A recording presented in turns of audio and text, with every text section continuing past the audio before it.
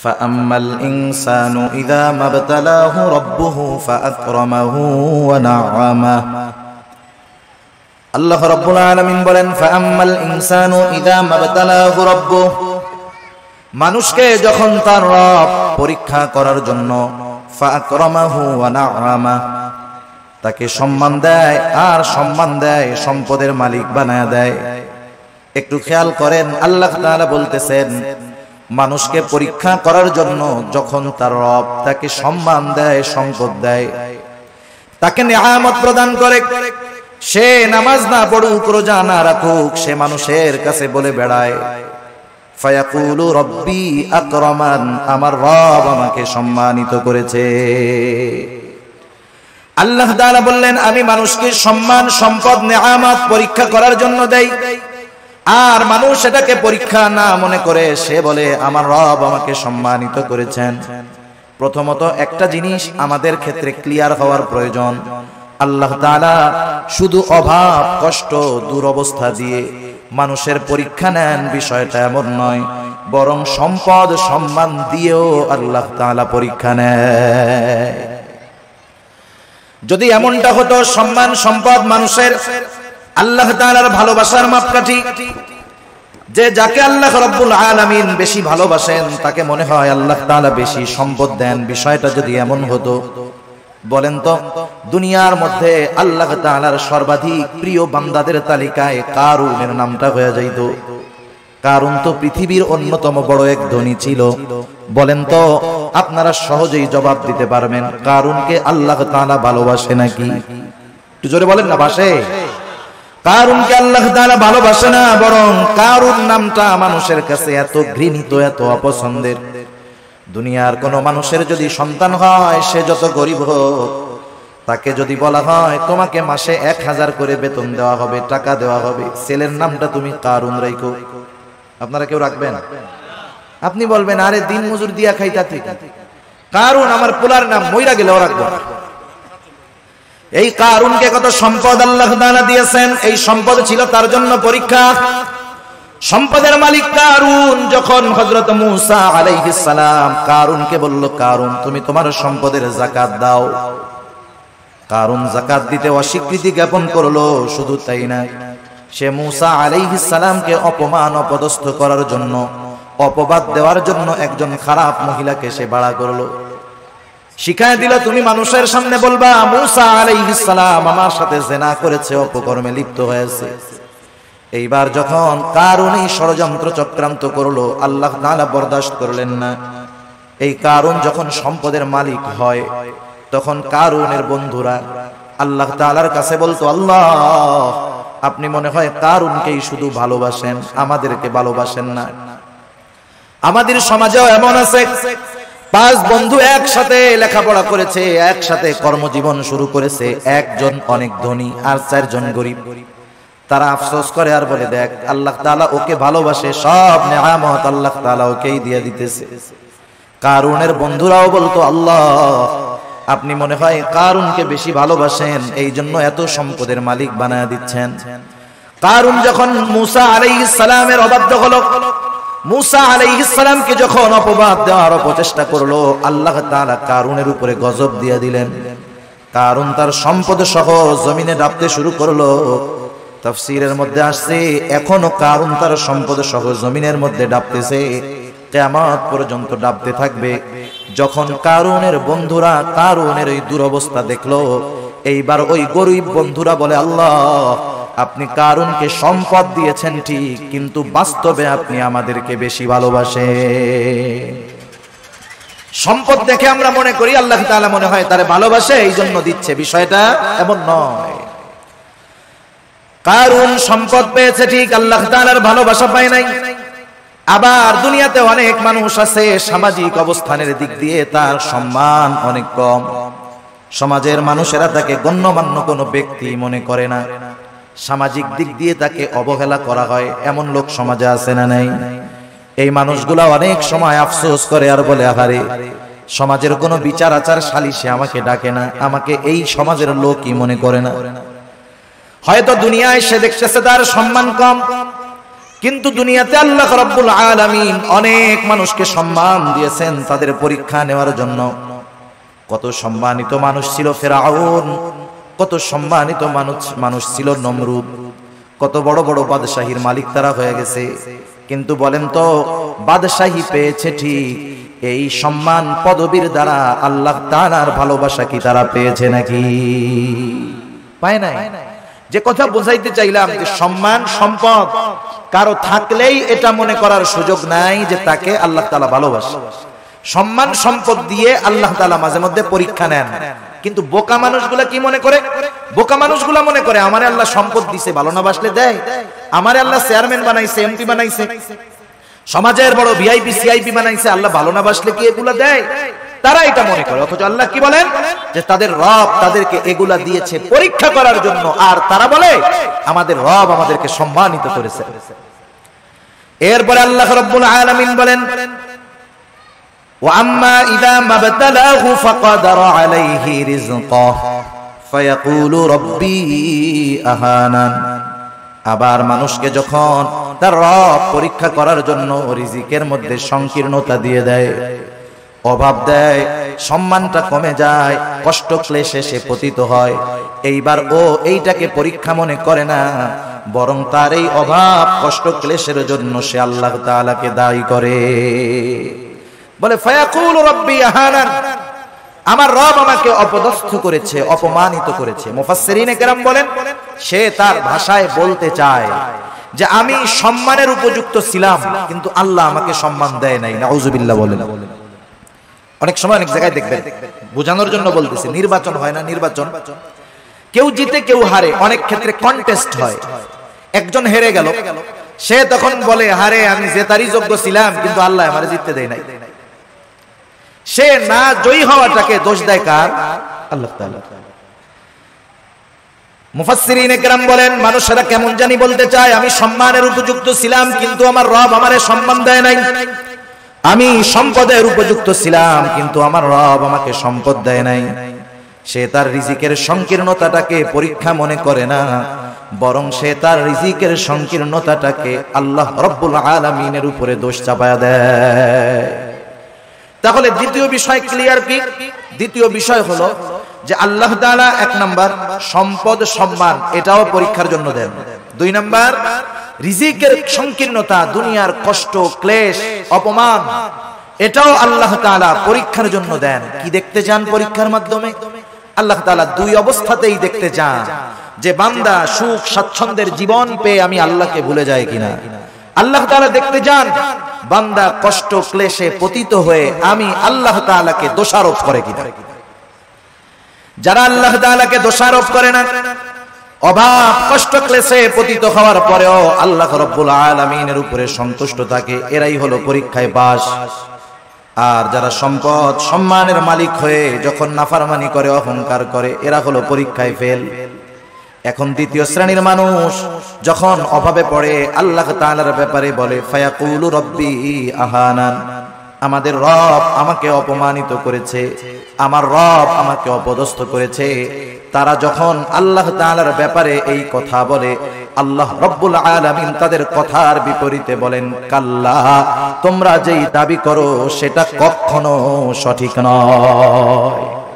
জবাব দিচ্ছে কে? আল্লাহ তাআলা। কোন কথার? যে তারা বলে যে আমার রব আমাকে কি করছে? অপমান করছে। আল্লাহ তাআলা বলেন কাল্লা, কখনো নয়। না বোধক শব্দ আছে অনেকগুলা, যেমন একটা শব্দ হলো লা, সাধারণ শব্দ না। কাল্লা কখনো নয়, এটা আরো দৃঢ়তার সাথে না বোধক অর্থ বোঝায়। আমি শব্দটার ব্যাখ্যার দিকে যাব না। যাই হোক, দৃঢ়তার সাথে আল্লাহ তাআলা বলতেছেন কখনো নয়, আমি কখনো এমনটা করি নাই, বরং তোমরা যে রিজিকের সংকীর্ণতার মুখোমুখি হও এটা তোমাদের নিজেদের কারণে। কাদের কারণে? নিজেদের কারণে। সেই কারণগুলো কি? এই সূরায় আল্লাহ তাআলা রিজিক এই সংকীর্ণতার চারটি কারণ বর্ণনা করেছেন। কয়টি কারণ? আপনারা একটু কষ্ট করে একটু সামনে আসেন, যে কয়জন আছেন একটু সামনে আসেন, জিকিরের সাথে সাথে একটু কষ্ট করে সামনে আসেন। বাম দিক তাকায় আর কথা বলতে ভালো লাগতেছে না, একটু সামনে আসেন জিকিরের সাথে সাথে লা ইলাহা। যারা মুরব্বিরা আছেন একটু সামনে আসেন। বাচ্চারা সামনে থাকলে ওরা কথা বুঝে, ওরা তো হুজুরদের ডরে বয়ে রয়েছে ওই জায়গায়, যে ওইটা গেলে হুজুরে আবার পরে কিছু বলে কিনা, বুঝেন নাই? আপনারা একটু সামনে আসেন। এই সামনে আমার সামনাসামনি আসেন, একেবারে আমার সামনাসামনি আসেন জিকিরের সাথে সাথে। লা ইলাহা ইল্লাল্লাহ, লা ইলাহা, লা ইলাহা ইল্লাল্লাহ, লা ইলাহা, লা ইলাহা ইল্লাল্লাহ মুহাম্মাদুর রাসূলুল্লাহ সাল্লাল্লাহু আলাইহি ওয়াসাল্লাম। যারা বলে যে আমাদের রিজিকের সংকীর্ণতা দিয়েছে আল্লাহ, যারা এই কথা বলে তাদের কথার জবাব দিচ্ছেন কে? আল্লাহ তাআলা বলতেছে তোমরা যে দাবি করতেছো এটা কখনো সঠিক নয়, বরং রিজিক সংকীর্ণতার জন্য তোমরা নিজেরাই দায়ী। আল্লাহ রাব্বুল আলামিন বলেন তোমাদের রিজিক সংকীর্ণতার কারণ কি? কাল্লা বাল্লা তুকরিমুনাল ইয়াতীম, শুনে নাও, বরং তোমাদের রিজিক সংকীর্ণতার এক নাম্বার কারণ তোমরা ইয়াতীমকে সম্মান করো না। একটু খেয়াল দিয়ে শুনবেন, রিজিক সংকীর্ণতার এক নাম্বার কারণ তোমরা ইয়াতীমকে সম্মান করো না। ইয়াতীমকে সম্মান করব, ইয়াতীম তো আমার ছোট, যদি ছোট হয় এখানে আবার সম্মানের বিষয়টা কেমনে? মুফাসসিরিনে কেরাম বলেন ইয়াতীমের যথাযথ হক আদায় করা হলো ইয়াতীমকে সম্মান করা। আল্লাহ রাব্বুল আলামিন বলেন তোমরা ইয়াতীমকে সম্মান করো না তথা ইয়াতীমের হকগুলো তোমরা আদায় করো না, বরং সমাজের মধ্যে অনেক মানুষ আছে ইয়াতীমের অভিভাবক, সে ইয়াতীমের হক আদায় করবে কোথায়? ইয়াতীমেরটাই তো খেয়ে ফেলে, আছে না নাই? ইয়াতীমের সম্পদ এটা বড় জঘন্য সম্পদ। আল্লাহ তাআলা সাধারণভাবেই বলেন ইয়া আইয়ুহাল্লাযীনা আমানু লা তাকুলু আমওয়ালাকুম বাইনাকুম বিল বাতিল। আল্লাহ তাআলা বলেন তোমরা অন্যায়ভাবে কারো সম্পদ ভক্ষণ করো না, কারণ কেউ যদি কারো সম্পদ ভক্ষণ করে এর সাথে বান্দার হক সম্পৃক্ত থাকে। কিয়ামতের ময়দানে কেউ যদি কারো সম্পদ অন্যায়ভাবে ভক্ষণ করে দুনিয়ায়, কিয়ামতের ময়দানে ওই লোকটা সবচাইতে নিঃস্ব হয়ে যাবে।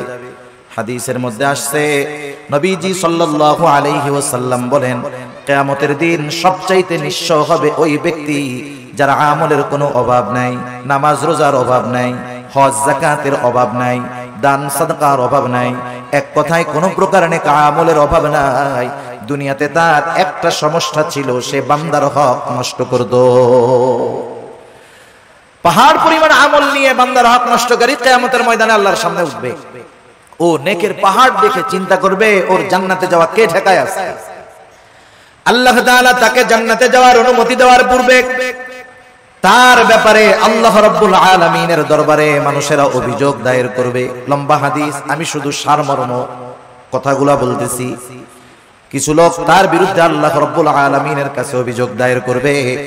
লোকটা হয়তো বলবে আল্লাহ এই লোকটা দুনিয়াতে আমার হক নষ্ট করেছিল, কেউ বলবে আমার সম্পদ দখল দিয়েছিল, কেউ বলবে আমাকে কষ্ট দিয়েছিল, এক কথায় আমার হক নষ্ট করেছিল। আল্লাহ দুনিয়ার ভিতরে আমি দুর্বল থাকার কারণে আমি ন্যায় বিচার পাই নাই, দুনিয়াতে আমি মাজলুম ছিলাম। আল্লাহ আজকের দিন আমি কি ন্যায় বিচার পাবো না?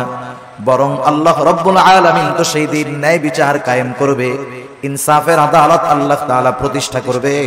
আল্লাহ রাব্বুল আলামিন বলেন ওয়া নাদাউল মাওয়াজিনাল কিসতা লিয়াউমিল কিয়ামাতি ফালা তুযলামু নাফসুন শাইআ। আল্লাহ রাব্বুল আলামিন বলেন আমি কিয়ামতের দিন ইনসাফের আদালত কায়েম করব। ওয়া নাদাউল মাওয়াজিনাল কিসতা লিয়াউমিল কিয়ামাহ, এমন ইনসাফ ওয়ালা আদালত আল্লাহ তাআলা বলেন ফালা তুযলামু নাফসুন শাইআ, সেই দিন কারো উপরে সামান্যতম কোনো জুলুম করা হবে না, বরং কি হবে ওয়া ইন কানা মিসকালা হাববাতিন মিন খারদালিন আতাইনা বিহা, কেউ যদি দুনিয়াতে কোনো সরিষা দানা পরিমাণ কোনো আমল করে থাকে আল্লাহ রাব্বুল আলামিন বলেন আতাইনা বিহা, ওই আমল সহকারে আমি আল্লাহ তাকে হাজির করব। দুনিয়াতে সরিষা দানা পরিমাণ আমল যদি কেউ করে সেই সরিষা দানা পরিমাণ আমল সহ তাকে হাজির করা হবে। শুধু হাজির করবে আল্লাহ তাআলা তা না, বরং আল্লাহ সুবহানাহু ওয়া তাআলা ওই আমলের হিসাব নেবেন। সুবহানাল্লাহ। মোট কথা সেই দিন আল্লাহ তাআলা ন্যায় বিচার করবে। লোকটা এবার আল্লাহ তাআলার কাছে অভিযোগ দায়ের করবে, আল্লাহ রাব্বুল আলামিন তার অভিযোগ গ্রহণ করবে। এবার ওই পাহাড় পরিমাণ নেকের মালিককে বলা হবে তোমার ব্যাপারে যে অভিযোগ দায়ের করা হলো সত্য নাকি? সে মিথ্যা কথা বলার কোনো উপায় নাই, স্বীকার যেতে সে বাধ্য। সে বলবে হ্যাঁ দুনিয়াতে আমি তার এই হক নষ্ট করেছি। আল্লাহ তাআলা বলবে দাও তার হকটা আদায় করে দাও। বলেন তো দুনিয়াতে কেউ যদি কারো জমি জোর করে দখল দেয়, কিয়ামতের দিন জমি দেওয়ার কোনো অবস্থা আছে নাকি? এইবার লোকটা বলবে আল্লাহ এ তো দুনিয়া না, দুনিয়া না, দুনিয়া যদি হইতো আমি তার জমি তার হক তাকে ফিরাইয়া দিতাম, এখন আমি কোথা থেকে দিব? এইবার অভিযোগকারী বলবে আল্লাহ ঠিক আছে এটা তো দুনিয়া না, দুনিয়ায় আমার সম্পদ সে দখল দিয়েছিল, আজকে আমার সম্পদের প্রয়োজন নাই, সে আমার দুনিয়ার হকটা তার নেকির দ্বারা মিটায়া দে। এবার ওই পাহাড় পরিমাণ নেকের মালিক একটা মাত্র অপরাধ করতো, বান্দার হক নষ্ট করছে, সে কি করবে? নেকির থেকে নিয়ে এক একজনের হক আদায় করবে। যারা মানুষের হক নষ্ট করে এরা একজনের করে না, বহুজনের করে, ঠিক কিনা বলেন? বহুজনের করে। একের পর এক অভিযোগকারী আসবে আর সে হক আদায় করতে থাকবে। এক সময় পাহাড় পরিমাণ নেক শেষ হয়ে যাবে, কিন্তু অভিযোগকারীর সিরিয়াল এখনো বড় লম্বা। আল্লাহ তাআলা বলবে তাদের হক আদায় করো। লোকটা বলবে আল্লাহ মানুষের হক আদায় করতে করতে আমার সব নেকি শেষ হয়ে গেছে। এইবার অভিযোগকারীরা বলবে আল্লাহ তার নেকি নাই, তাতে কি, আমাদের গুনাহগুলা নিয়ে আমাদের হক আদায় করে দি। এইবার সে মানুষের হক আদায় করতে করতে পাহাড় পরিমাণ গুনার মালিক হয়ে যাবে। রাসূলুল্লাহ সাল্লাল্লাহু আলাইহি ওয়াসাল্লাম বলেন কিয়ামতের ময়দানে ওই লোকটার মতো নিঃস্ব আর কেউ নাই, যে দুনিয়াতে তার আমলের কোনো অভাব ছিল না, কিন্তু সে বান্দার হক নষ্ট করার কারণে কিয়ামতের দিন সব নেক অন্যকে দিয়ে দিতে হবে, আর সে তার নেকের বদলে গুনার পাহাড়ের মালিক হয়ে যাবে। ইয়াতীমের হক যারা নষ্ট করে সাধারণত ভাবে এক নম্বরে তারা মানুষের হক নষ্টকারী হয়। ইয়াতীমের সম্পদটা আরো জঘন্য। আল্লাহ তাআলা কোরআনুল কারীমের মধ্যে বলেন ইন্নাল্লাযীনা ইয়াকুলুনা আমওয়ালাল ইয়াতামা যুলমা ইন্নামা ইয়াকুলুনা ফি বুতুনিহিম নারা। আল্লাহ রাব্বুল আলামিন বলেন নিশ্চয়ই যারা অন্যায়ভাবে ইয়াতীমের সম্পদ ভক্ষণ করে, ইন্নামা ইয়াকুলুনা ফি বুতুনিহিম নারা, সে কেমন যেন আগুনের দ্বারা তার পেটকে ভরপুর করে। আপনারা একটু জবাব দিবেন, বলেন তো আগুনের স্থান জান্নাত নাকি জাহান্নাম? নিঃসন্দেহে জাহান্নাম। আল্লাহ তাআলা বলেন ওয়াসায়াসলাউনা সাঈরা, অচিরেই তাকে জাহান্নামের মধ্যে নিক্ষেপ করা হবে। সেজন্য ইয়াতীমের অসম্মান মানে ইয়াতীমের সম্পদ দখল দেওয়া, ইয়াতীমের সম্পদ ভক্ষণ করা। দুই নাম্বার ইয়াতীমের সম্মান করা, অর্থাৎ তার সাথে সদাচরণ করা, ভালো ব্যবহার করা। অনেক সময় আমাদের অনেকের ঘরে ইয়াতীম বাচ্চা থাকে, নিজের আত্মীয় স্বজন। অনেক সময় এমন হয় আপন চাচার ঘরে ভাইয়ের ছেলে ইয়াতীম, মা বাবা মারা গেছে, ছোট বাচ্চা ইয়াতীম, আপন চাচা ওই ইয়াতীমের সাথে খারাপ আচরণ করে, খারাপ ব্যবহার করে। বরং ছলে বলে কলে কৌশলে সে যদি পারে, একজনের সম্পদ আছে ইয়াতীম, সে সম্পদের মুখাপেক্ষী না, কিন্তু তার তো মা বাবা নাই, সে একটু স্নেহ মোহাব্বত ভালোবাসার মুখাপেক্ষী, ঠিক কিনা বলেন? ইয়াতীম হইলেই যে তারে খাওয়াইতে হয় সব বিষয়টা এমন না, বরং সমাজে অনেক ধনী ইয়াতীম আছে, সে একটু মানুষের ভালো আচরণ, একটু মোহাব্বত ভালোবাসার আশা করে।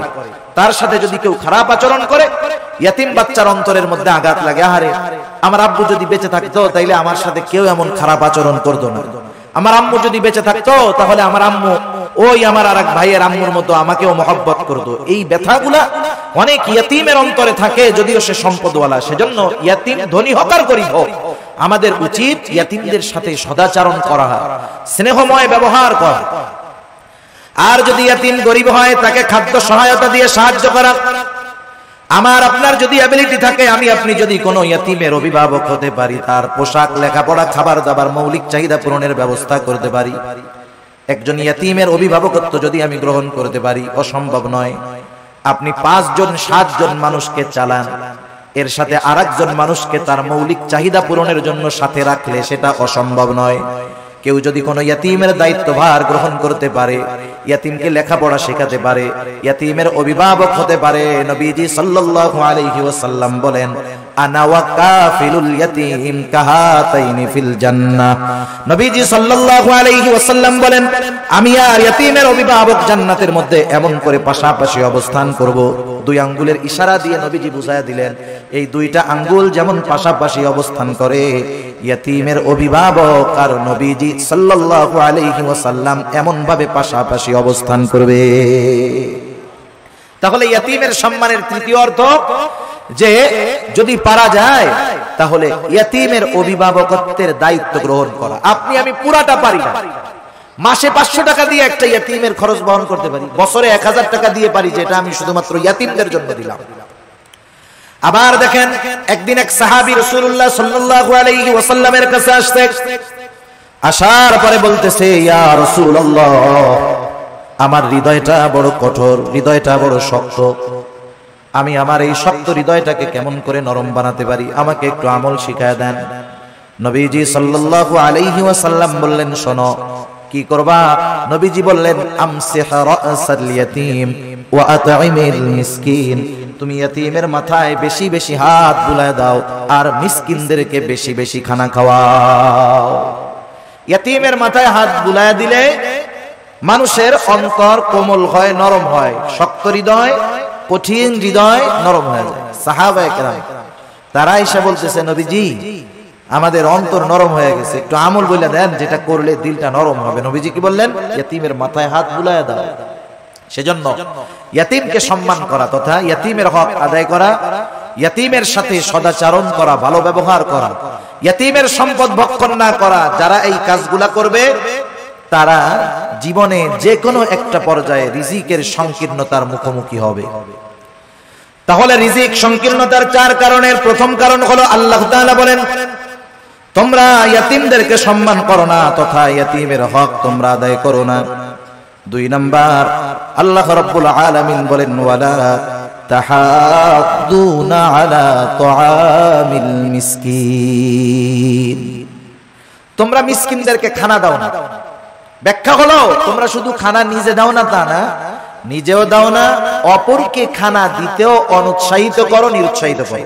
নিজেও দেয় না, আরেকজনকেও দিতে দেয় না। অনেক সময় আপনি দোকানে বসে আছেন, একজন গরিব মানুষ আসছে আপনার কাছে কিছু চাইতে, সে কোথা থেকে আসছে, কি করবে না করবে সেটা ভিন্ন কথা, তার অবস্থা দৃষ্টিগোচর হচ্ছে সে বড় অভাবী, দরিদ্র, কষ্টে আছে। সে আইসা বলতেছে, আমার একটু কলা রুটি কিনা দেন খাই, অথবা 10টা টাকা দেন। আপনি যদি তাকে না দেন গুনাহ হবে না। কিন্তু আমাদের সমাজের কিছু মানুষ আছে, প্রথমে নিজে দেয় না, বলে ওদিক যা ওদিক যা।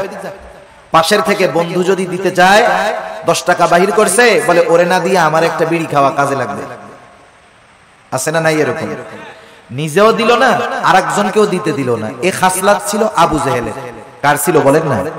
আবু জেহেলের। ইয়াতীমদের সাথে খারাপ আচরণ করত, এই খাসলাত ছিল আবু জেহেলের। মিসকিনদেরকে খানা দিত না, এই খাসলাত ছিল আবু জেহেলের। আর মিসকিনদেরকে খানা না খাওয়ানো, এটা জাহান্নামীদের জাহান্নামে যাওয়ার অন্যতম কারণ।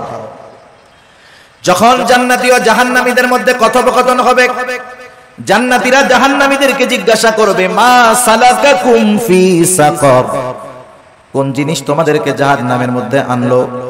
এইবার জাহান্নামীরা বলবে, ক্বালু লাম নাকু মিনাল মুসাল্লিন ওয়া লাম নাকু নুতঈমুল মিসকিন। জাহান্নামীরা জাহান্নামে যাওয়ার যেই কারণগুলো বর্ণনা করবে, কোরআনুল কারীমের মধ্যে আল্লাহ তাআলা জানায় দিয়েছেন। এখন প্রশ্ন হইতে পারে, সময় তো কম, প্রশ্ন হতে পারে যে জান্নাত জাহান্নাম কিছুই তো হইল না, তাইলে জান্নাতীরা প্রশ্ন করলো, জাহান্নামীরা জবাব দিল কেমনে? বুঝেন নাই কথা? সময়টা 3 ভাগে বিভক্ত। সময় কয় ভাগে বিভক্ত? একটা অতীত, একটা বর্তমান, আর একটা কি ভবিষ্যৎ। এটা মানুষের কাছে, আমাদের কাছে সময় 3 ভাগে বিভক্ত, অতীত, বর্তমান, ভবিষ্যৎ। আর আল্লাহ তাআলার কাছে সময় একটাই, সেটা হলো প্রেজেন্ট। সব কিছু বর্তমান, কি হয়েছে, হচ্ছে, হবে, সব আল্লাহ তাআলার ইলমের মধ্যে আছে, সব হাজির, সব প্রেজেন্ট আল্লাহ তাআলার কাছে। যেটা আমাদের কাছে ভবিষ্যৎ, সেটা আল্লাহ তাআলার কাছে কি বর্তমান। যেটা আমাদের কাছে অতীত, সেটা আল্লাহ তাআলার কাছে বর্তমান। সেজন্য আল্লাহ তাআলার ইলমের মধ্যে সব আছে, সহজ হিসাব। জাহান্নামীরা জাহান্নামে যাওয়ার কারণ হিসাবে বলবে, আমরা মুসল্লি ছিলাম না, নামাজি ছিলাম না, দ্বিতীয় কারণ হিসাবে বলবে ওয়ালাম নাকুনু তুইমুল মিসকিন, আমরা মিসকিনদেরকে খানা দিতাম না। আসেন, আল্লাহ তাআলা বলতেছে দুনিয়ায় রিজিক সংকীর্ণতার দ্বিতীয় কারণ হলো তোমরা মানুষদেরকে, মিসকিনদেরকে খানা দাও না, নিজেও দাও না, অপরকে নিরুৎসাহিত করো। এখন একজন দিল না, আমার উচিত, আমার পকেটে টাকা নাই, আমার কাছে নাই, আমি যদি আরেকজনকে বলি বন্ধু 10টা টাকা ওকে দিয়ে দাও, একটা রুটি কিনে দাও, একটা কলা কিনে দাও, আমি শুধু এতটুকু সুপারিশ করলাম, সে যে কয় টাকা দান করবে আমি শুধু সুপারিশ করার কারণে তার দানের সমপরিমাণ নেকির মালিক হয়ে যাব। কিন্তু আমাদের খাসলাত কি, নিজেও দেই না, আরেকজনেরও দিতে মানা করি। সেজন্য মিসকিনদেরকে খানা খাওয়ানো, মিসকিনদেরকে খানা খাওয়ানো এটা বড় ফজিলতের কাজ। শুধু মিসকিনদেরকে নয়, সাধারণভাবে প্রত্যেকটা মানুষকে খানা খাওয়ানো ভালো কাজ। এক লোক নবীজি সাল্লাল্লাহু আলাইহি ওয়াসাল্লামের কাছে আসছে, এসে জিজ্ঞাসা করে ইয়া রাসূলুল্লাহ আইয়ুল ইসলাম খায়র, ইসলামের মধ্যে সর্বোত্তম কাজ কোনটা? নবীজি সাল্লাল্লাহু আলাইহি ওয়াসাল্লাম ছিলেন উম্মতের রূহানি ডাক্তার। উনি রোগীর প্রশ্ন শুনেই বুঝতে পারতেন এনার মধ্যে কি কমতি আছে। আল্লাহ তাআলা সেই বুঝবার যোগ্যতা আমার আপনার নবীকে দিয়ে দিয়েছেন। একই প্রশ্নের উত্তর বিভিন্ন জনের ক্ষেত্রে নবীজি বিভিন্নটা দিয়েছেন। এটা অবস্থার আলোকে নবীজি সাল্লাল্লাহু আলাইহি ওয়াসাল্লাম এবার বললেন তুতিমুত তুআম ওয়া তাকরাউস সালাম আলা মান আরাফতা ওয়া মান লাম তারিফ, তুমি বেশি বেশি মানুষকে খানা খাওয়াও আর পরিচিত অপরিচিত সবাইকে বেশি বেশি সালাম দাও। এখানে নবীজি সাল্লাল্লাহু আলাইহি ওয়াসাল্লাম খানা খাওয়ানোর কথা বলছেন, ঢালাও ভালো। সাধারণ মানুষকেও যদি মানুষ খানা খাওয়ায় দুনিয়ার স্বার্থে নয়, তাইলে এর মধ্যে লাভ আছে। এক মুসলমানের অপর মুসলমান দাওয়াত দিলে সেই দাওয়াত কবুল করতে হবে, এটা এক মুসলমানের উপরে অপর মুসলমানের একটা হক। কিন্তু এখন দাওয়াত যিনি দেন তিনিও স্বার্থ সামনে রেখে দেন। আর দাওয়াত যখন কেউ দেয়, বিবাহের দাওয়াত দিলে টেনশনে পড়ে যান। ওনার বেতন মাসে 20,000, 4 শুক্রবার 5টা শুক্রবারে যদি 5টা বিয়ার দাওয়াত আসে, কাম শেষ, সংসার আর চলবে না। যারা দাওয়াত দেয় ওই আশাই দেয় যে অমুকরে দাওয়াত দিলে 5,000 টাকা দিব না। এই ধরনের দাওয়াত দিয়ে যারা দুনিয়ার প্রত্যাশী, দুনিয়ার বিনিময়ে খাবার দিতে চায়, এদের খানা খাওয়ানোর মধ্যে কোনো ফজিলত নাই। বরং খানা খাওয়াইতে হবে একমাত্র আল্লাহ তাআলার জন্য। আল্লাহ রাব্বুল আলামিন বলেন এক শ্রেণীর বান্দা, তাদের অবস্থা কি? তারা মানুষদেরকে খানা খাওয়ায় কি জন্য? তারা বলে ইন্নামা নুতঈমুকুম লিওয়াজহিল্লাহ লা নুরিদু মিনকুম জাযাআও ওয়ালা শুকুরা। তারা বলে ইন্নামা নুতঈমুকুম লিওয়াজহিল্লাহ, আমরা তোমাদেরকে খানা খাওয়াইছি একমাত্র কার জন্য? আল্লাহ তাআলার জন্য। আপনি একজনকে দাওয়াত দিয়ে খাওয়াচ্ছেন, এটা আল্লাহর জন্য খাওয়ান, এই খাওয়ানোর মধ্যে নেকি হবে। লা নুরিদু মিনকুম জাযাআ, তোমাদেরকে খানা খাওয়াইছি আল্লাহ তাআলার জন্য। লা নুরিদু মিনকুম জাযাআ, আমরা তোমাদের কাছে কোনো প্রতিদান চাই না, কিন্তু আমরা খাওয়াইয়া টেবিল একটা বিছায়া রাখি। আসেনি আপনাদের এলাকায়? টেবিল বিছানোর দ্বারাই বোঝা যায় ভিক্ষা চাইতেছে। এই ভিক্ষামূলক কাজটা বাদ দিয়ে কেউ যদি দিতে চায় আলাদাভাবে দিবে, কেউ যদি না দিতে চায় দরকার নাই। এই গুণটা আমাদের মধ্যে হওয়ার দরকার। আমরা বলবো ইন্নামা নুতঈমুকুম লিওয়াজহিল্লাহ, তোমাদেরকে আমরা আল্লাহর জন্য খানা খাওয়াইছি, সুতরাং তোমাদের কাছে আমরা কোনো প্রতিদান চাই না। লা নুরিদু মিনকুম জাযাআ, তোমাদের কাছে কোনো প্রতিদান তো চাই না। ওয়ালা শুকুরা, এই খাবার খাইয়া আমাদেরকে ধন্যবাদও দেওয়ার দরকার নাই। এই রকম খাবার যদি আমরা কাউকে খাওয়াইতে পারি, ওই খাওয়ানোর মধ্যে ফজিলত আছে, নেকি আছে। আর যদি টেবিল পাইতা বৈশা থাকি, এটা ভিক্ষুকের মতো কর্মকাণ্ড। আর খাওয়াইলাম আবার টাকাও চাইলাম। যাই হোক, রাসূলুল্লাহ সাল্লাল্লাহু আলাইহি ওয়াসাল্লাম খানা খাওয়ানোর ফজিলতের কথা বলছেন। আর যদি সে একজন দুস্থ হয়, অসহায় হয়, মিসকিন হয়, তাকে যদি খানা খাওয়ানো হয় কতটা খুশি হবে। এই জন্য মিসকিন অসহায় যারা আছে এদেরকে আমরা খানা খাওয়াবো। আমার পরিবার প্রতিবেশী যদি কেউ থাকে, আত্মীয় স্বজন যদি কেউ থাকে, তাদেরকেও মাঝে মধ্যে খাওয়াবো। আমার সম্পদ আছে, টাকা আছে, আমার হয়তো গোশত খাইতে খাইতে আর ভালো লাগে না, কিন্তু আমার অনেক প্রতিবেশী আছে যার গোশতর ঘ্রাণ তো 1 মাস ব্যাপী শুকতে পারে না, আছে না নাই?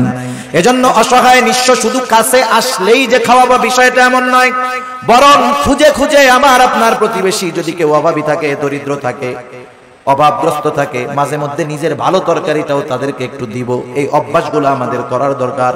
আমরা যদি মানুষকে খানা খাওয়াইতে পারি, আর যদি না খাওয়াই ক্ষতি কি? আল্লাহ তাআলা কিয়ামতের দিন বান্দাদেরকে জিজ্ঞাসা করবে, বান্দা আমি দুনিয়ায় অভুক্ত ছিলাম, খানা খাওয়াও নাই, পিপাসিত ছিলাম, পানি পান করাও নাই, বস্ত্রহীন ছিলাম, বস্ত্র দাও নাই, অসুস্থ ছিলাম, আমার সেবা শুশ্রূষা করো নাই। বান্দা বলবে, আল্লাহ আপনি তো এই সবগুলা থেকে মুক্ত, আপনার তো এগুলার কোনো প্রয়োজন নাই। তখন আল্লাহ তাআলা বলবে, বান্দা তোমার প্রতিবেশী অভুক্ত ছিল, তুমি যদি তাকে খানা খাওয়াইতা আমি আল্লাহ তাআলা পেয়ে যাইতাম। এজন্য শুধু আনুষ্ঠানিকভাবেই খানা খাওয়াবো মানুষকে এমনটা জানি না হয়। আমার প্রতিবেশী অভাবী, দুস্থ, গরিব আমার কাছে যদি আসে আমি খানা খাওয়ানোর অভ্যাস করব, অল্প খাওয়াই, হাসি মুখে খাওয়াবো। আবার যদি কাউকে ফিরাইয়া দিতে হয়, আমার কাছে নাই, একজনের কাছে মিসকিন বা ফকির একটা গেছে, ও 50 টাকার নোট একটা দিয়া মুখটা কালা করে কয়, এই তোকে জ্বালাই শেষ, যা যা ভাগ ভাগ ভাগ। টাকা দিছে কত? 50 টাকা। আমরা তো ফকির মিসকিনদেরকে দেওয়ার সময় 2 টাকার নোটটা খুঁজি, তাও আবার ছেঁড়াটা। সে দিছে 50 টাকা, আচরণটা করছে খারাপ। পাশের আর একজন 1 টাকাও দেয় নাই, কিন্তু আচরণটা সুন্দর করছে, বলতেছে ভাই তুমি তো আসলা, আমার কাছে তো এখন নাই, যদি এই পথে পরে আসো তুমি আবার আমার সাথে দেখা করার চেষ্টা করবে, ইনশাআল্লাহ আমি তোমাকে দিব। এখন বলেন তো, এই যে মিসকিন অসহায় 50 টাকা দেনেওয়ালার ব্যবহারে খুশি হবে নাকি যে দেয় নাই তার ব্যবহারে খুশি হবে? সেজন্য উত্তম ব্যবহারটাও সাদকা। আমরা যদি কখনো কাউকে খাওয়াতে পারি না পারি, দিতে না পারি, খারাপ আচরণ করব না, ধমক দিব না, এই অভ্যাসটাও আমাদের করার দরকার। যাই হোক, আলোচনা লম্বা হচ্ছে, অন্যদিকে চলে যায়। আল্লাহ তাআলা আমাদেরকে জানায় দিলেন যে রিজিক সংকীর্ণতার 4টি কারণ। 1 নাম্বার কারণ লা তুকরিমুনাল ইয়াতীম, 2 নাম্বার কারণ ওয়ালা তাহাদ্দুনা আলা তুআমিল মিসকিন, 3 নাম্বার কারণ ওয়া তাকুলুনাত তুরাফা আকলাল লাম্মা। তোমরা কি করো? ওয়ারিসি সম্পদ সব একা খায়া ফেলো। আছে নাকি এরকম? যেমন বাপ সম্পদ রেখে মারা গেছে, বাবা মারা যাওয়ার পরে প্রথম কি দায়িত্ব? বড় সন্তান, সন্তান তার দায়িত্ব হলো প্রথম বাবার দাফন কাফনের জন্য যা দরকার সেটা ব্যয় করা। 2 নাম্বার খোঁজ খবর নেওয়া, বাবা কোনো ঋণ আছে নাকি, ঋণ থাকলে তার ঋণ পরিশোধ করা। 3 নাম্বার এইবার যেই সম্পদ অবশিষ্ট আছে, বাবা যদি কোনো ওসিয়ত করে থাকে আর ওই ওসিয়তটা যদি ওই সম্পদের 3 ভাগের 1 ভাগ বা তার কম হয়, বেশি নয়, কোন মানুষ যদি তার মূল সম্পদের 3 ভাগের 1 ভাগের বেশি পরিমাণ ওসিয়ত করে, অর্ধেক করে, তাহলে এই ওসিয়ত মানতে সন্তানেরা বাধ্য নয়। কিন্তু ঋণ পরিশোধের পরে যেই সম্পদ থাকবে তার ওসিয়তটা যদি 3 ভাগের 1 ভাগ বা তার কম হয়, এই ওসিয়তটা পূরণ করতে হবে। এরপরে যেই সম্পদ অবশিষ্ট থাকবে, অভিভাবক বড় হিসাবে বড় ভাইয়ের দায়িত্ব হলো যথাযথভাবে সব ওয়ারিসদের মাঝে বাবার সম্পদগুলো বন্টন করে দেওয়া। কিন্তু আফসোস, এই দায়িত্ব অধিকাংশ ক্ষেত্রে আমাদের দেশের ভাইরা পালন করে না, বরং বিলম্ব করতে থাকে। অনেক ক্ষেত্রে অন্যান্য ওয়ারিসদেরকে তারা ছলে বলে কলে কৌশলে সম্পদ বঞ্চিত করে দেয়। আছে না? আছে। বোনের হক আছে, সম্পদ বন্টন হয় নাই, 10 বছর ধরে বাবা মারা যাওয়ার পরে ভাই খাইছে সব, দোকান ভাড়া, বাসা ভাড়া, জমির ফসল, গাছের ফল সব খাইছে। বোন মাঝে মধ্যে আসছে, 1 ব্যাগ আম 2টা কাঁঠাল দিয়া পাঠায় দিচ্ছে, আবার বলতেছে আইসো, কিন্তু আবার 10 বছর পরে 2 বোন আইসা বলতেছে, ভাই 10 বছর তো দোকান ভাড়া, গাছের ফল, জমির ফসল সব একা খাইছো, কোনো দাবি নাই, এখন আমাদের হকটা আমাদেরকে বুঝাইয়া দাও, আর যদি তুমি রাখতে চাও এই সম্পদের ন্যায্য মূল্য আমাদেরকে দিয়ে দাও। বলেন তো, 10 বছর পরে বোন এসে ভাইদের কাছে যদি তার হক বুঝতে চায়, ভাই খুব খুশি মনে দিয়ে দিবে, তাই না? মুখটা পুইড়া একেবারে কালা হয়ে যাবে, সম্পদ দিয়ে দিবে, দিতে তো বাধ্য, বোনরা নিয়ে যাবে, তখন বলবে গেলি সম্পর্ক শেষ কইরা গেলি। এই যে কথার দ্বারা কি বুঝতেছেন? ভাই চাইছিল ওই সম্পদগুলো সব একা খাওয়ার জন্য, বোনরা জানি এই সম্পদ না চায়, সে সেটা চেয়েছিল। এই ধরনের চাহিদা আমাদের কারো মধ্যে যদি থাকে, যদি চিন্তা করি যে আমি 1 ভাই 5টা বোন আছে, সম্পদ যদি বন্টন হয়ে যায় আমার সম্পদে কমতি পড়ে যাবে, আমার সন্তানেরা সম্পদ কম ভাগে পাবে, ও যদি চিন্তা করে ওই সম্পদ তার সম্পদে প্রবৃদ্ধি দিবে, ভুল, বরং আল্লাহ তাআলা এমন বিমার দিবে সব সম্পদ শেষ হয়ে যাবে। ঠিক কিনা বলেন? এরকম বহুত মানুষ আমরা দেখছি, মানুষের হক নষ্ট করে সম্পদের পাহাড় বানায় ফেলছে। আল্লাহ তাআলা রিজিকের দরজা ক্লোজ করে দিয়েছে, ভোগ করতে পারে নাই, সম্পদ সব চিকিৎসা করতে শেষ। সেজন্য ওয়ারিসি সম্পদ ভক্ষণ করার চেষ্টা করব না, এখানেও বান্দার হক আছে। সেজন্য নিজ দায়িত্বে ওয়ারিসদের সম্পদগুলা ফিরায় দিব। খবরদার, ঠকানোর চেষ্টা করব না। অনেক সময় জমি আছে রাস্তার পাশে, 3 ভাগ করার সময় আমি রাস্তার পাশের টুকু নেই, এরপরে পেছনালারে দেই, এরপরে তারে দেই। বলেন তো, যেই জমির সাথে রাস্তা নাই, ওই জমির সাথে রাস্তা না থাকার কারণে যেই জমির সাথে রাস্তা আছে ওই জমির পাশেও যদি জমিটা হয়, শুধু রাস্তা না থাকার কারণে ওই জমিটার দাম অর্ধেক হয়ে যায়। সেজন্য বন্টনের ক্ষেত্রে সিস্টেম মুআফিক করতে হবে, ঠকানো যাবে না কাউকে। আল্লাহ তাআলা বলেন তোমাদের রিজিক সংকীর্ণতার তৃতীয় কারণ ওয়াতাকুলুনাত তুরাসা আকলাল লাম্মা, ওয়ারিসি সম্পদ সব তোমরা একা ভক্ষণ করে ফেলো। 4 নম্বর আল্লাহ তাআলা বলেন ওয়া তুহিব্বুনাল মালা হুব্বান জাম্মা। মানুষ যে এই আকামগুলা করে, গুনাহগুলা করে, এর অন্যতম কারণ কি? মালের মহব্বত। কিসের মহব্বত? মালের মহব্বত, সম্পদের মহব্বত, দুনিয়ার মহব্বত। দুনিয়াতে সম্পদ উপার্জন করা মানা না। কেউ যদি মনে করে সম্পদ উপার্জন করা মানা, তাহলে সে ভুলের মধ্যে আছে। কিন্তু সব সম্পদ উপার্জন করতে গিয়ে আল্লাহ তাআলাকে যদি ভুলে যায়, এটাই হলো তার জন্য ক্ষতির কারণ। এজন্য আল্লাহ তাআলা বলেন ইয়া আইয়ুহাল্লাযীনা আমানু লা তুলহিকুম আমওয়ালুকুম ওয়ালা আওলাদুকুম আন যিকরিল্লাহ। আল্লাহ তাআলা বলেন হে ঈমানদারেরা, তোমাদের সন্তান সম্পদ তোমাদেরকে জানি আল্লাহ তাআলার জিকির থেকে গাফেল না বানায়া দেয়। মনে রাখতে হবে, যেই সম্পদের কারণে আমি আল্লাহকে ভুলে যাই, যেই সম্পদ উপার্জন করার জন্য আমি নামাজ ছেড়ে দিয়েছি, রোজা ছেড়ে দিয়েছি, হারাম হালাল যাচাই বাছাই ছেড়ে দিয়েছি, মনে রাখতে হবে এই সম্পদ আমার জন্য কল্যাণ বয়ে আনবে না। যেই সন্তানের চিন্তায় আমি নামাজ রোজা বাদ দিয়ে তার ভবিষ্যতের কথা চিন্তা করে সম্পদের পাহাড় আমি গড়তেছি, এই সন্তান আমার জন্য কল্যাণ বয়ে আনবে না। এজন্য আল্লাহ তাআলা বলেন বান্দা, তুমি যদি সম্পদ সন্তানের কারণে আমি আল্লাহর জিকির থেকে গাফেল হয়ে যাও, এটা তোমার জন্য ক্ষতির কারণ। আল্লাহ তাআলা বলেন ওয়ামান ইয়াফআল যালিকা ফাউলাইকা হুমুল খাসিরুন। ওই রকমটা যে করবে, তথা যে ব্যক্তি সম্পদ সন্তানের কারণে আল্লাহ তাআলাকে ভুলে যাবে, আল্লাহর বিধিনিষেধ ভুলে যাবে, দুনিয়ার মহব্বতে আল্লাহর বিধিনিষেধ ভুলে যাবে, আল্লাহ তাআলা বলেন ফাউলাইকা হুমুল খাসিরুন, তারা ক্ষতিগ্রস্ত। বলেন আল্লাহ তাআলা যাকে ক্ষতিগ্রস্ত বলেছে, তাকে দুনিয়ার হুজুররা দোয়া কইরা জান্নাতে নিতে পারবে? 40 কুলখানি দিয়া তাকে জান্নাতে নেওয়া যাবে? যাবে না। এজন্য দুনিয়ার মহব্বত অন্তরে ঢুকাবো না। আমি দুনিয়া উপার্জন করব বৈধ পন্থায়, কিন্তু নামাজের সময় নামাজ, সঠিক সময়ে যাকাত, হজ ফরজ হলে হজ। এখন এই সম্পদ আমার জন্য তাহলে নেয়ামত হবে, কারণ আল্লাহ তাআলা সম্পদকে পরীক্ষাও বলেছেন, দুনিয়ার অলংকারও বলেছেন। আল্লাহ তাআলা এক জায়গায় বলেন ইন্নামা আমওয়ালুকুম ওয়া আওলাদুকুম ফিতনাহ। আল্লাহ তাআলা বলেন নিশ্চয়ই সম্পদ সন্তান এগুলা তোমাদের জন্য ফিতনা, পরীক্ষা। আবার আল্লাহ তাআলা আর এক জায়গায় বলেন আল মালু ওয়াল বানুনা জিনাতুল হায়াতিদ দুনিয়া। আল্লাহ তাআলা বলেন আল মালু ওয়াল বানুন, সম্পদ সন্তান এগুলা দুনিয়ার অলংকার। দুনিয়াতে যার সম্পদ নাই, সন্তান নাই, সে কেমন নিঃস্ব নিঃস্ব ভাব।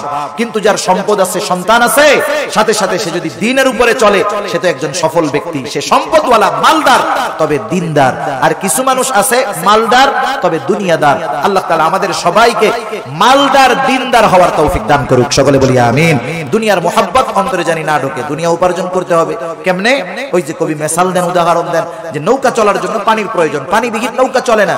কিন্তু ওই পানি যদি নৌকার ভিতরে ঢুকে যায়, তাহলে নৌকা ধ্বংস হয়ে যায়। নৌকা চলার জন্য পানির যেমন প্রয়োজন, দুনিয়াতে চলার জন্য সম্পদের তেমনি প্রয়োজন। নৌকার মধ্যে পানি ঢুকে গেলে যেমন নৌকা ধ্বংসের কারণ, মানুষ যদি দুনিয়া উপার্জন করতে গিয়ে আল্লাহকে ভুলে যায়, এটা তার জন্য ধ্বংসের কারণ। সেজন্য আমরা যদি চাই আমাদের রিজিকের মধ্যে প্রশস্ততা থাকুক, রিজিকের মধ্যে সংকীর্ণতা থাকুক, তাহলে আমাদের কি করণীয়? 1 নাম্বার, আমরা ইয়াতিমদের সাথে সদাচরণ করব, ইয়াতিমদের হক আদায় করব। 2 নাম্বার, মিসকিন অসহায় নিঃস্বদেরকে খাবারের ব্যবস্থা করব যতটুকু নিজে পারি সামর্থ্য অনুযায়ী। 3 নাম্বার, ওয়ারিসি সম্পদ কারোটা যদি আমার মধ্যে থাকে, নিজ দায়িত্বে তাকে ফেরত দিয়ে দিব। 4 নাম্বার, সম্পদ উপার্জন করব, তবে দ্বীনকে বাদ দিয়ে নয়। সম্পদের মহব্বতে আমি দ্বীনকে বাদ দিব না, বরং সম্পদ উপার্জন করব দ্বীনকে ঠিক রেখে। যদি এই 4 কাজ করতে পারি, ইনশাআল্লাহ আল্লাহ তাআলা আমাদের রিজিকের মধ্যে সংকীর্ণতা দিবেন না। দুনিয়াতে রিজিক সংকীর্ণতার পরীক্ষায় হয়তো আমাদেরকে পড়তে হবে না।